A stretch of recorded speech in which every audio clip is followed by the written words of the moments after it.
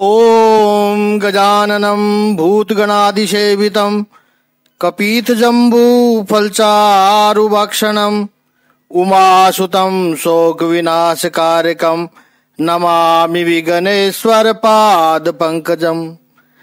कृष्णाय वासुदेवाय हरे परमात्मने प्रणतय क्लेशनाशाय गोविंदाय नमो नमः। ओम श्री महापुरुष देवाय नमः। ओम श्री गुरुदेवाय नमः। ओम आनंदमय, ओम शांतिमय। हमारा चिंतन गीता अध्याय 2 श्लोक 64 और 65 पे हो रहा है। दोनों श्लोकों का इकट्ठा चिंतन कर रहे हैं। इंद्रियां हमारी नौकर हो और वो भी प्रशिक्षित नौकर होनी चाहिए। इंद्रियां ट्रेंड सर्वेंट हो तो सबको अच्छा लगता है, पर ये इंद्रियां ट्रेंड कैसे बनेगी? भगवान ने 64वें श्लोक के आरंभ में कहा है कि राग द्वेष रहित इंद्रियां जब बनती है, वैसी इंद्रियां फिर विषयों में विचरण भी करे तो कोई चिंता नहीं है। हम राग द्वेष रहित इंद्रियों का बार बार जिक्र कर रहे हैं, इसको समझना है। तो फिर कोई भय नहीं है। अब जो बात कही जा रही है विषयों के बारे में, उसको और ध्यान से सुनना है और आत्मचिंतन भी करना है। राग देश विमुक्तस्तु, राग द्वेष विमुक्तस्तु, इसका अर्थ क्या होता है? राग द्वेष से रहित इंद्रियां विषयों में विचरण करे तो कोई आपत्ति नहीं है, ये भगवान कहते हैं, कोई चिंता नहीं है। इसे थोड़ा सोचना है। विषयों में विचरण करना इंद्रियों के द्वारा, इसका अर्थ है व्यवहार करना। हम जो कर्म करते हैं कैसे करते हैं? अधिकतर लोग स्वयं को जो बुद्धिमान मानते हैं, वो अपनी बुद्धि के आधार पर उन्हें जो ठीक लगे, उन्हें जो अच्छा लगे, वो कर्म करते हैं। और ऐसा अपने आप ऐसा मानते हैं कि हमने तो जो कुछ किया सही किया, हमने किसी का कुछ बिगाड़ा नहीं, हमने किसी का कुछ नुकसान नहीं किया, और हमारे मन में जो इच्छा हुई, हमें जो ठीक लगा वो हमने किया। लेकिन केवल जो ठीक लगे, जो अच्छा लगे, वो करना, ये कर्म करने की पद्धति नहीं है। ऐसा तो पशु भी करते हैं, केवल अच्छा लगे वो करना। जैसे सूअर जो होता है, पिग, उसको कीचड़ में रहना अच्छा लगता है, गंदगी में रहना अच्छा लगता है। अब वो गंदगी हमारे लिए है, जो सूअर है उसको तो वो अच्छा लगता है। तो क्या गंदगी में रहना या कीचड़ में रहना ये कर्तव्य हुआ? ये सही हुआ? सूअर तो वही कहेगा कि मैं सही कर रहा हूं, देखो मैं किसी का कुछ बिगाड़ता नहीं हूं, किसी का कोई नुकसान नहीं कर रहा हूं। केवल जो इंद्रियों को अच्छा लगता है वो करना है, और साथ में ये कहना है कि हम किसी का कुछ बिगाड़ नहीं रहे हैं। ये कर्तव्य बुद्धि नहीं है। आज के समाज में कई ऐसे लोग हैं जो व्यसन करते हैं, लेकिन उस व्यसन को भी उचित ठहराते हैं, जस्टिफाइड करते हैं। भगवत गीता की दृष्टि से आप देखें तो हमने पहले अध्याय की चर्चा की है, उसमें अर्जुन जो कह रहा था, आर्ग्यूमेंट दे रहा था, वो सही दलीलें थी कि मैं अपने परिवारजनों को क्यों मारूं, मुझे ये ठीक लगता है कि मैं तो इससे अच्छा रण मैदान छोड़कर चला जाऊं। और भगवान श्री कृष्ण कहते हैं, जाता कहाँ है, लड़, ये तेरा कर्तव्य है। तो भगवान श्री कृष्ण की दृष्टि से कर्तव्य क्या है, शास्त्र की दृष्टि से कर्तव्य क्या है? केवल जो हमें ठीक लगे या जिसको हम निर्दोष कहेंगे, युक्ति संगत कर सके, समाज के सामने निर्दोष सिद्ध कर सके कि हमने किसी का नुकसान नहीं किया, ऐसा करके कह सके, वो कर्तव्य नहीं होते हैं। तो कर्तव्य क्या है? जब व्यक्ति कहे कि मुझे ये अच्छा लगता है इसलिए कर रहा हूं, ऐसा नहीं है। वो कहे ये मेरा दायित्व है, ये मुझे करना चाहिए, फिर वो पसंद हो या न हो। शास्त्र मुझसे क्या अपेक्षा रखता है, धर्म मुझसे क्या अपेक्षा रखता है, और मेरा प्रभु मुझसे क्या अपेक्षा रखता है, फिर वो मुझे निजी रूप से पसंद हो न हो, वो महत्वपूर्ण नहीं है। अर्जुन का कर्तव्य है क्षत्रिय के रूप में धर्म की रक्षा करना, धर्म की स्थापना करना।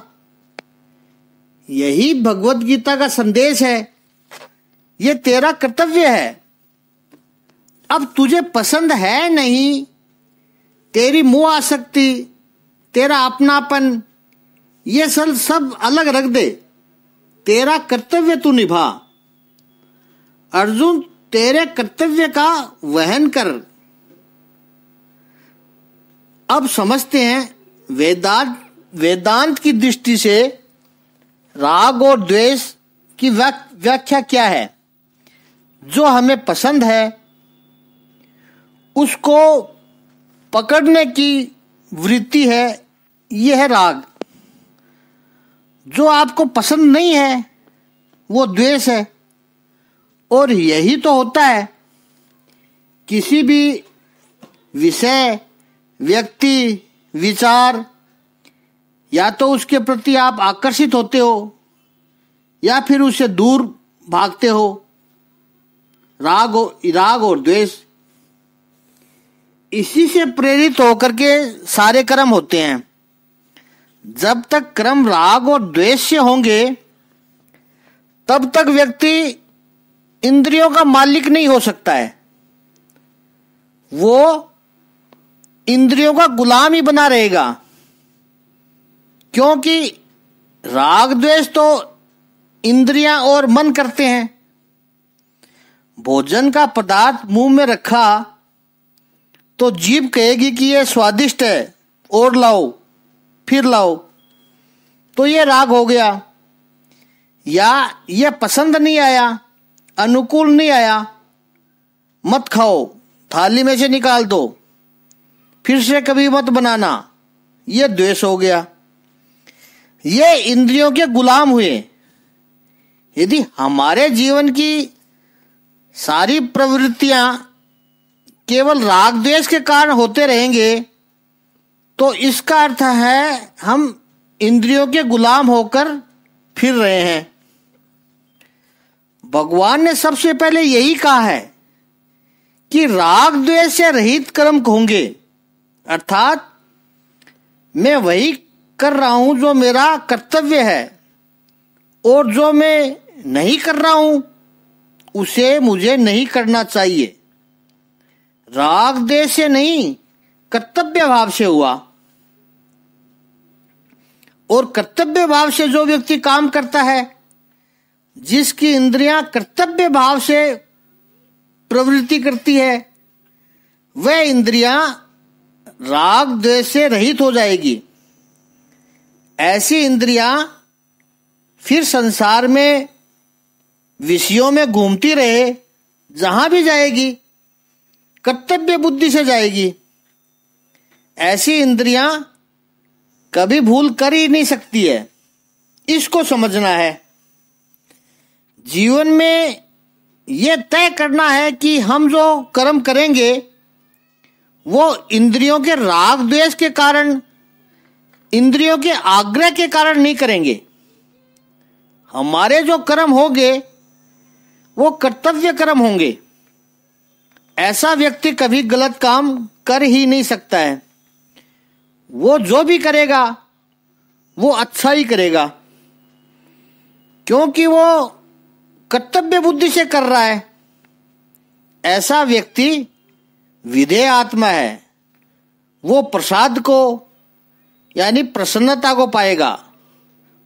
वो प्रसाद को समझेगा, जानेगा, अनुभव करेगा। प्रसाद क्या है, यह भी बहुत सुंदर शब्द है। इसको भी हमें अच्छी तरह समझना है। हमने अधिकतर प्रसाद शब्द का अर्थ प्रसन्नता और हर्ष के रूप में ही लिया है। फीलिंग गुड, यह अधूरा अर्थ है। श्रीमद् आदि शंकराचार्य जी ने इस गीता के दूसरे अध्याय के 64वें श्लोक का जो भाष्य किया, उस भाष्य में प्रसाद के लिए 2 शब्द लिखे हैं। प्रसाद है प्रसन्नता, स्वास्थ्यम। प्रसन्नता और स्वास्थ्यम। इसलिए सब भाष्यकारों ने प्रसाद को प्रसन्नता कहा है। बहुत कम विचारकों ने, बहुत कम लेखकों ने, चिंतकों ने ये श्रीमद् शंकराचार्य जी जो ये व्याख्या की है स्वास्थ्यम, उस पर बहुत कम लोगों ने प्रकाश डाला है। प्रसन्नता के ऊपर तो बहुत कुछ कहा गया है और प्रसन्नता का भी अर्थ किया है हर्ष। लेकिन ये स्वास्थ्य देखेंगे तो बात और गहन हो जाती है, सुंदर हो जाती है। प्रसाद का अर्थ है स्वास्थ्य। प्रसन्नता से हमारा कोई विरोध नहीं है, क्योंकि 65वें श्लोक में स्वयं भगवान ने तीसरे चरण में कहा है, प्रसाद को प्रसन्न चित्त वाले की कहा है, प्रसन्न चेतसी। तो प्रसाद का अर्थ प्रसन्नता सब कहते हैं, लेकिन ये प्रसन्नता क्या है? प्रसाद प्राप्त हुआ कि सारे दुख चले जाते हैं। चित्त प्रसन्न हुआ और तुरंत बुद्धि स्थिर हो जाती है। बहुत अच्छी तरह से बुद्धि स्थिर हो जाती है। इसे समझते हैं। पहले तो ये अवस्थाएं समझे कि ये अवस्थाएं कैसे कैसे चलती है। दुख, सभी लोग दुख से छूटकर ऊपर जाना चाहते हैं। ऊपर कहाँ? सुख में जाना चाहते हैं।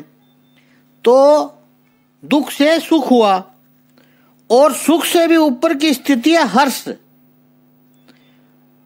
और हर्ष से भी ऊपर की स्थिति है प्रसाद, और उससे ऊपर, प्रसाद से ऊपर आता है स्थित प्रज्ञ। तो सुख, दुख, हर्ष, प्रसाद और स्थित प्रज्ञ। अगर कोई कहे कि आपने किन किन स्थितियों का अनुभव किया, तो अधिकतर लोग कहेंगे कि हमने दुख का अनुभव किया है, सुख का अनुभव किया है। आप यह भी कहोगे कि हमने हर्ष का भी अनुभव किया है। लेकिन प्रामाणिकता से प्रसाद और स्थित प्रज्ञ का दावा करने वाले बहुत कम होंगे। सही बात है, लेकिन एक वास्तविकता से आपका ध्यान आकर्षित करूं कि हमने केवल दुख का ही अनुभव किया है, सुख का भी हमने अनुभव नहीं किया है। जिसे हम सुख मानते हैं, जिसे हम सुख समझते हैं, वो भी वास्तविक सुख नहीं है।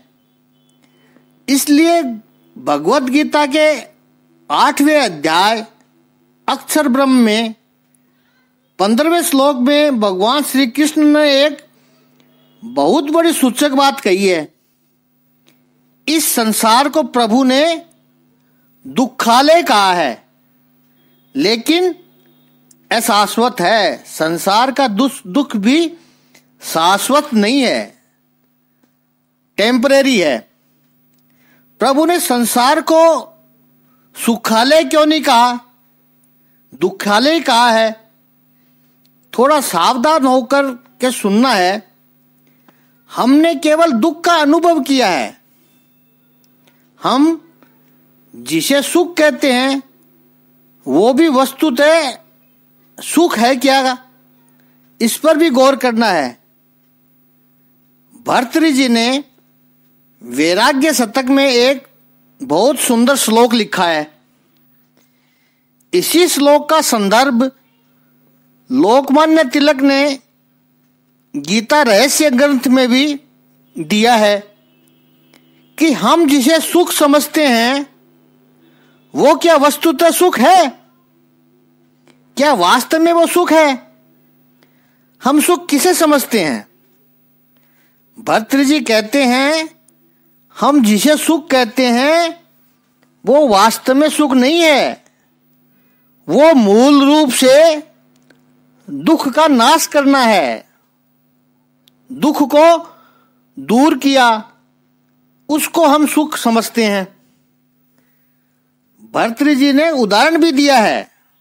वो देते हैं, उदाहरण दे रहे हैं कि प्यास से जब गला सूख रहा हो,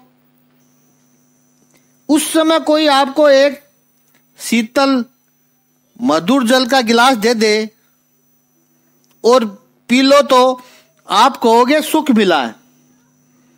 वस्तुतः सुख नहीं मिला।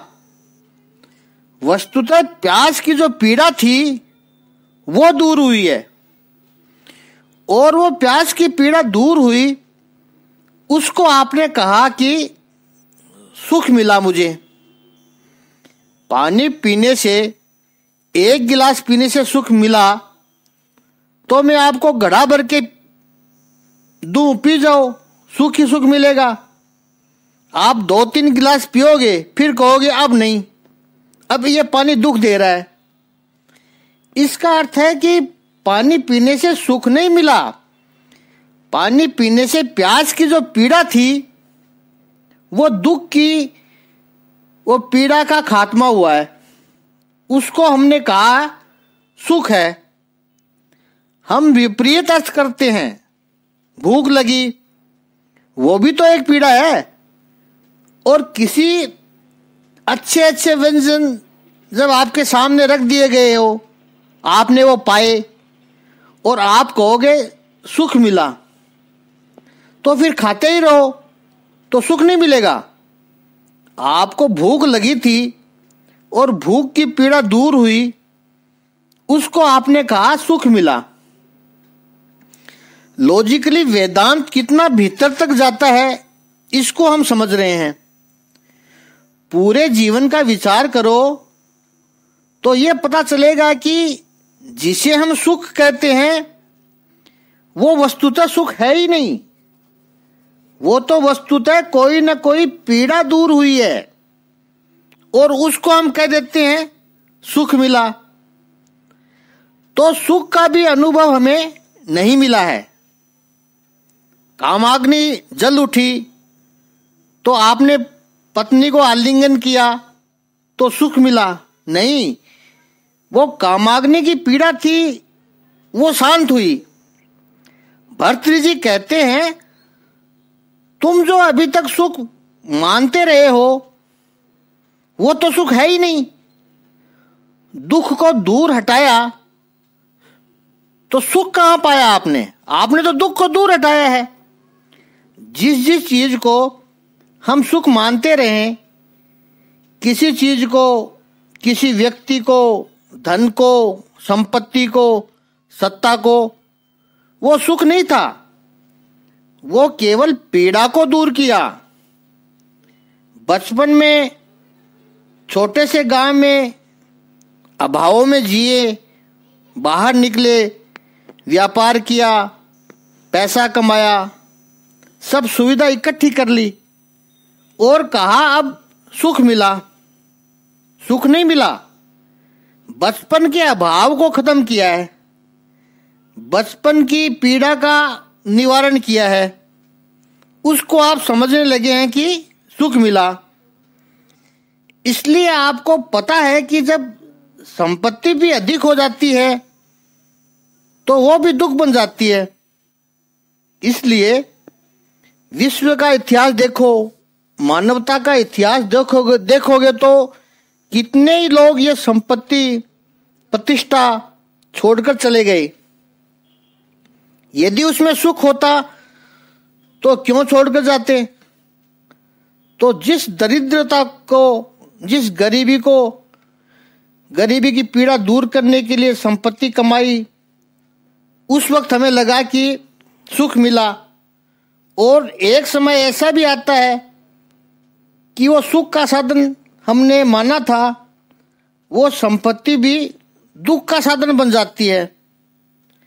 फिर उस संपत्ति का त्याग करना, उसमें सुख दिखाई पड़ता है। जैसे जैन परंपरा में देखिए, संसार का त्याग करने निकल पड़ते हैं साधु और साध्वी दोनों। कई बार तो अच्छे अच्छे परिवारों के, पैसे वाले परिवारों के संतान होते हैं। यदि संपत्ति में ही सुख होता तो क्यों छोड़ के जाते वो।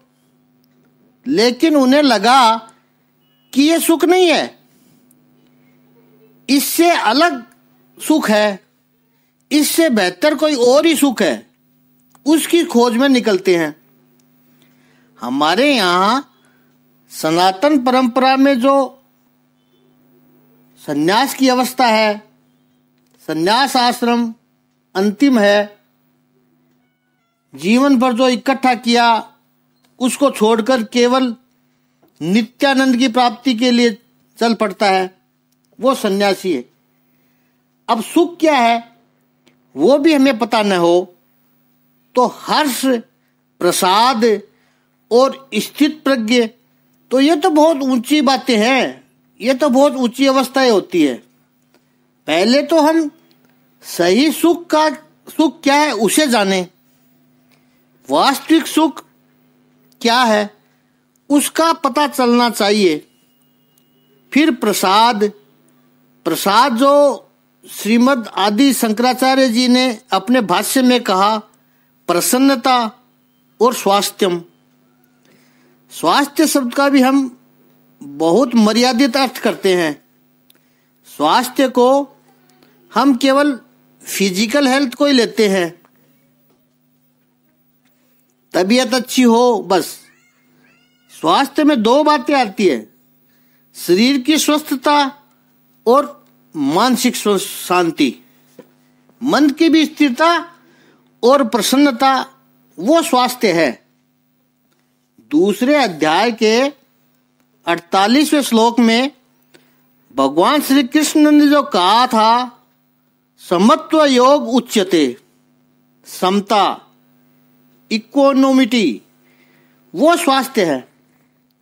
स्थिरता वो है, वो प्रसाद है, हर्ष से भी ऊपर की अवस्था है। श्री रामचरितमानस में अयोध्या कांड के प्रारंभ में जो तुलसीदास जी ने संस्कृत में मंगलाचरण के श्लोक लिखे हैं, उसमें दूसरा श्लोक है। गोस्वामी जी लिखते हैं, वो भगवान श्री राम जो संध्या के समय जब कुलगुरु ने आकर उनसे कहा गया कि राम कल प्रातःकाल तुम्हारा राज्याभिषेक होने जा रहा है, उस समय जिनके चेहरे पर प्रसन्नता न आई हो, और दूसरे दिन सूर्योदय होते ही जब उनसे कहा गया कि अब तुम्हारा राज्याभिषेक नहीं होगा, अब तुम्हें 14 वर्ष के लिए वनवास में जाना है, तब उनके चेहरे पर कोई दुख नहीं आया, ऐसे रघुनंदन की मुख कमल की लक्ष्मी है, सौंदर्य है, स्थिरता है, वो मेरे चित्त को निर्मलता और सदा मंगलमय प्रदान करे, सदा मांगल्य प्रदान करे। यह तुलसीदास जी ने इसका वर्णन किया है। यहां पर यह है प्रसन्नता का अर्थ। यह प्रसन्नता का अर्थ हर्ष हुआ, इसको हर्ष की श्रेणी में लिया गया है। और जो भगवत गीता तो कहती है कि प्रसाद ये हर्ष से भी ऊपर की अवस्था है, स्थिरता की अवस्था है, समता की अवस्था है, इक्वानोमिटी, समत्व योग उच्यते, वो प्रसाद है, स्थिरता है, स्वास्थ्य है, वो शरीर की स्वस्थ अवस्था है। भगवान 66वें श्लोक में कहेंगे कि मन की स्थिरता के आगे, मन की स्थिरता के बिना व्यक्ति को सुख हो भी कैसे सकता है। तो यह प्रसाद है। तो ऐसा जब प्रसाद मिलता है, ऐसी प्रसाद की अवस्था प्राप्त होती है, तो उसके सारे दुखों की हानि हो जाती है। राग द्वेष बिना और अपने अंकुश में की हुई, वश में की हुई इंद्रियों के द्वारा जीवात्मा मनुष्य विषयों में विचरण करे तो भी कोई आपत्ति नहीं है। वो संसार में घूमता रहे, अपने व्यवहार निभाता रहे, विषयों का उपयोग करता रहे, फिर वो प्रसाद को पाता है, प्रसन्नता को पाता है, उसे प्रसन्नता प्राप्त होती है। प्रसाद के कारण उसके सभी दुखों की हानि हो जाती है।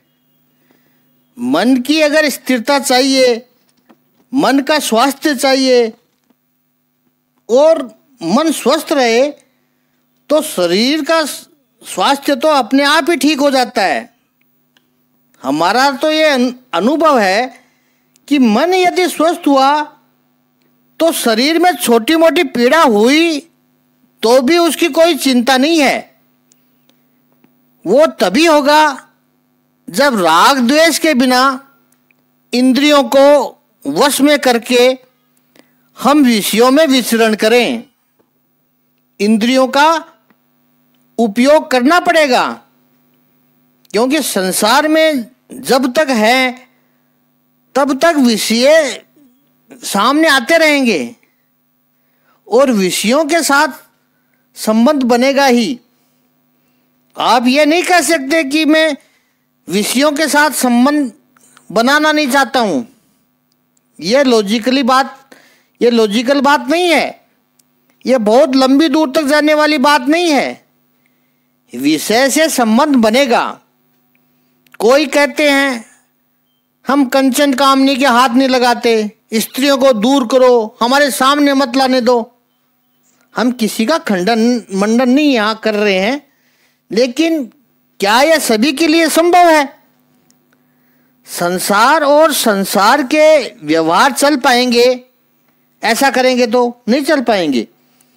कुछ गिने चुने लोग उस मार्ग पर जाएंगे तो उनके अपने विचार हैं, उस पर कोई टिप्पणी नहीं करना चाहते हैं। वो अकेले हैं, कर भी सकते हैं, 10-15 उनके साथी होते हैं और विषयों से तो कुछ कर नहीं सकते। वो स्त्रियों को रोकेंगे या फिर कोई ऐसी किसी को नहीं मिलना उसको दूर करने की कोशिश करेंगे, लेकिन ये जीवन में संभव नहीं है।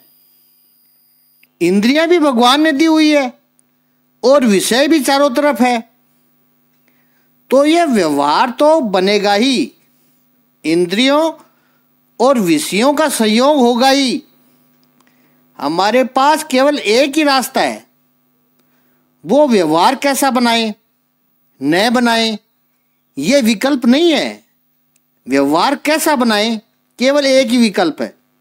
केवल एक ही विकल्प है कि ये जो इंद्रियां और विषयों का संबंध कैसे बनाए। याद रखना है कि घर है, गृहस्थी यदि आपने बसाई है तो घर का एक अविभाज्य अंग है किचन, रसोई घर। अगर रसोई घर न हो तो फिर वो घर ही नहीं कहलाएगा। किचन ही नहीं है तो फिर तो वो होटल का कमरा भी हो सकता है। तो घर है तो किचन होगा ही, किचन है तो किचन का सामान भी होगा, छुरी भी होगी, चाकू, सब सामान होगा। उसके बिना किचन अधूरा है। तो घर है तो किचन है, किचन है तो चाकू है। अब चाकू का उपयोग क्या करते हैं? चाकू से जब तक सब्जी काटी जाए तब तक तो सही है, योग्य है।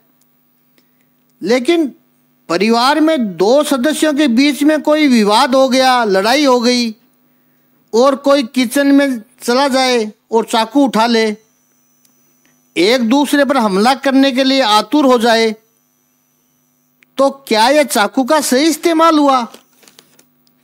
तो घर तो है तो किचन है, किचन है तो चाकू है।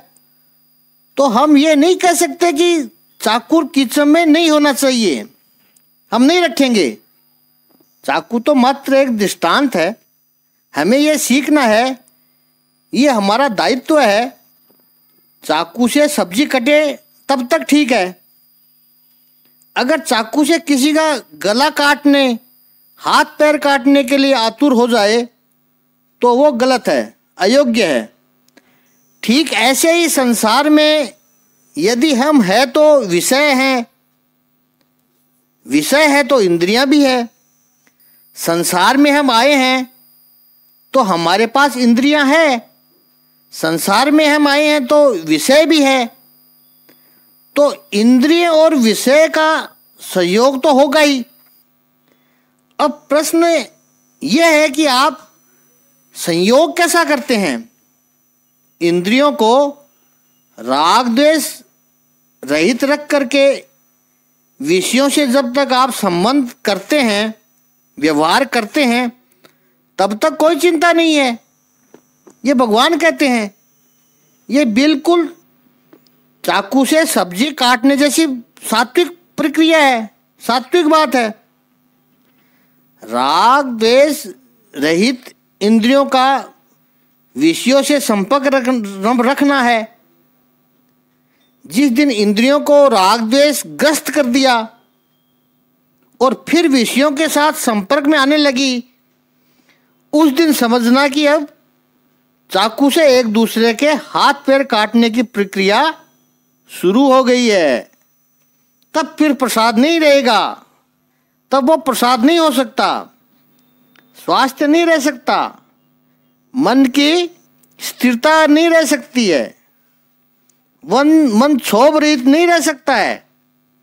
ठीक वैसे ही जैसे चाकू से सब्जी कटती रहे तो घर के लोग सब प्रसन्न है, रोटी सब्जी खाकर खुश है सब।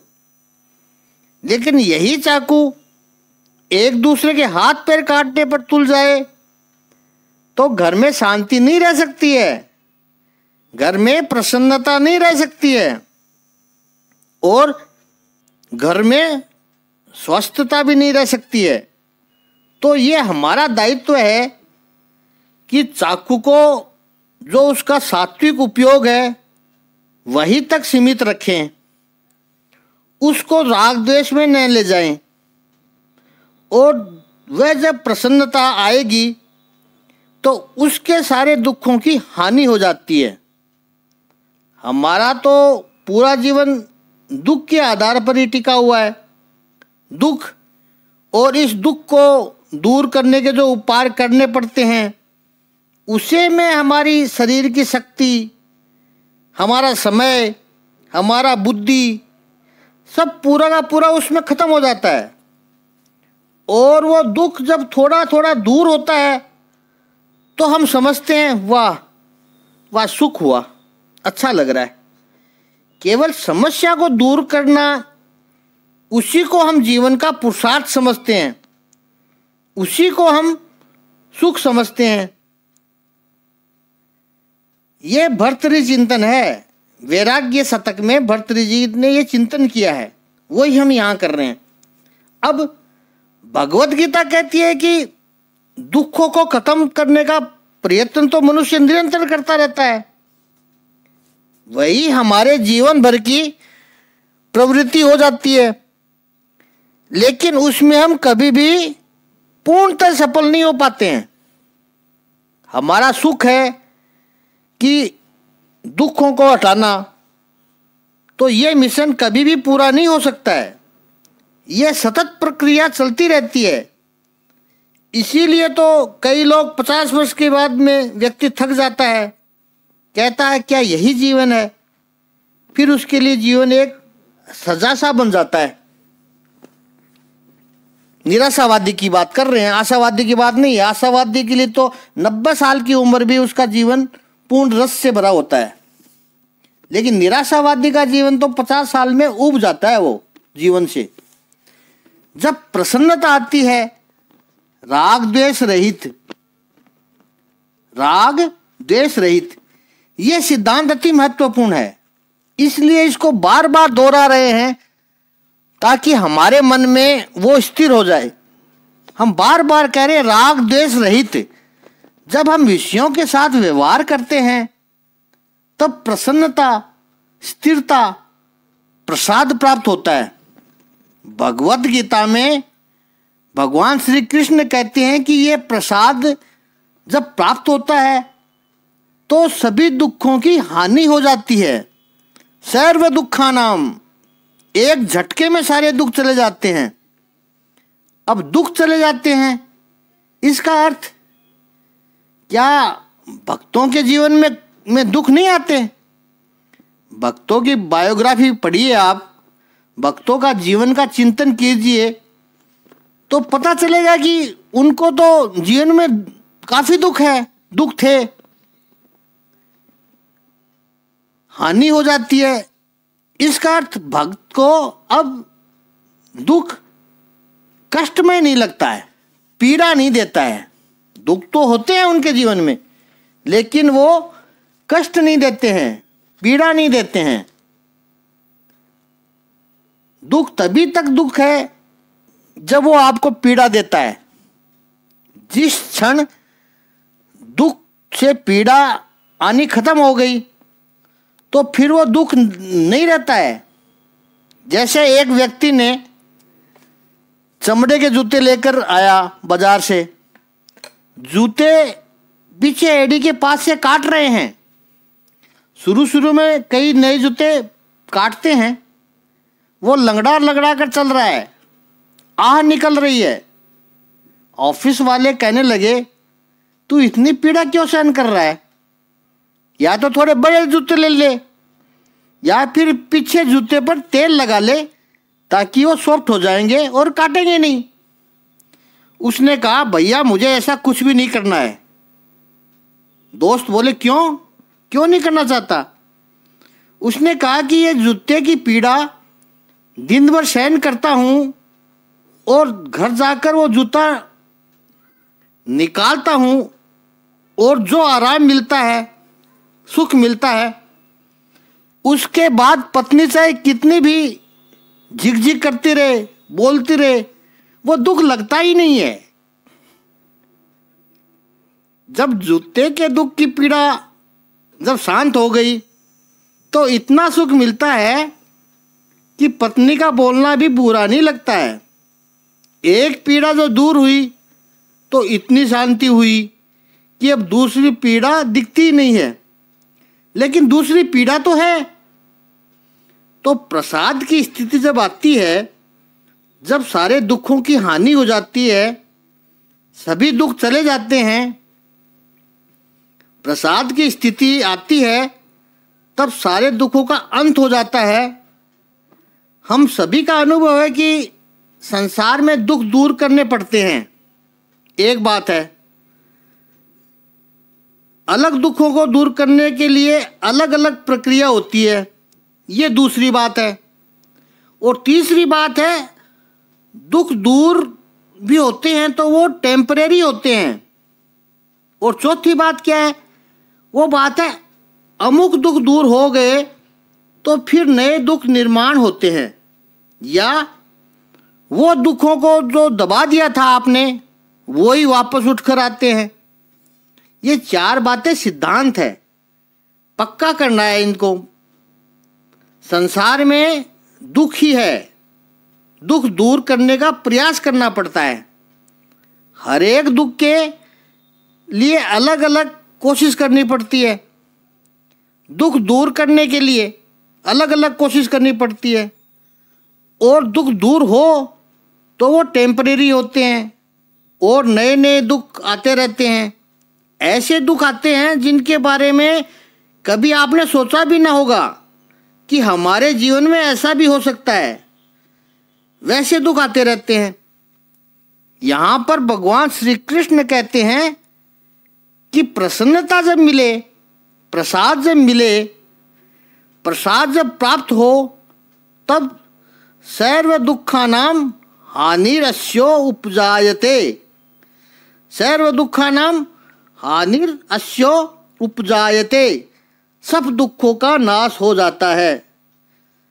चिंतन लंबा है, इसको आगे रखेंगे, अभी चालू रखेंगे, एक दिन और चलेगा। अभी ये 2 श्लोकों का चिंतन कल करते हैं, फिर आगे का चिंतन।